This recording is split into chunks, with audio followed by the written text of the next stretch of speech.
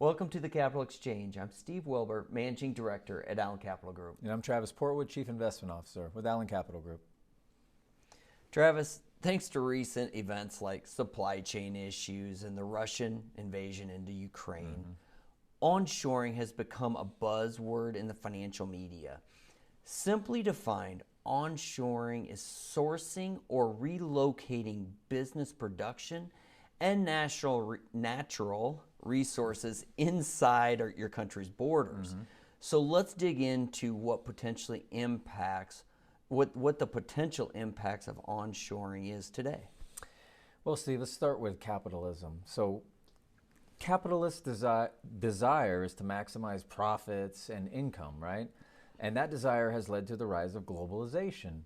Companies, countries are sourcing resources, production, and even labor where costs are the lowest, which much of the time isn't within that country's borders. Semiconductors are a great example here. It's cheaper to produce semiconductors overseas, so that's where production moved.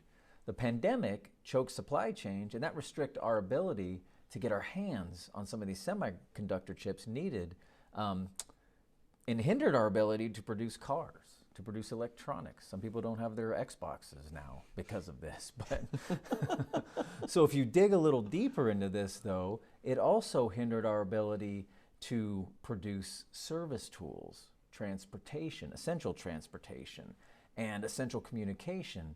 And that threatened our national security. So reliance on foreign-produced semiconductors exposed a liability that has us rethinking where we produce these vital components. And many people believe now we should bring that production back onshore. Yes, Travis, another example front and center stems from the Russia invasion of Ukraine.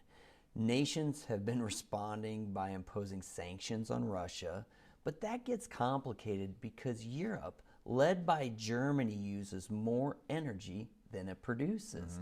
In 2021, 47% of natural gas was consumed by Europe that came from Russia, up 30% in 2016. I think it was up from 30% in 2016. There you go. Thank you for that correction.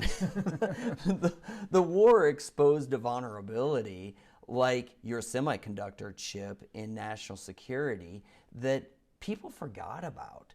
So now Europe and Germany, being the main countries, are considering options to bring energy production in-house, considering reactivating nuclear reactors that have been deactivated for many years and rethinking their whole situation on how they have to solve these problems. Yeah, Steve. So the people want more control, and the lesson people are learning is that globalization works when there isn't any friction. But recent friction caused by COVID and the Russian invasion of Ukraine, as you pointed out, have the pendulum swinging from pro-globalization over to onshoring due to those national security issues.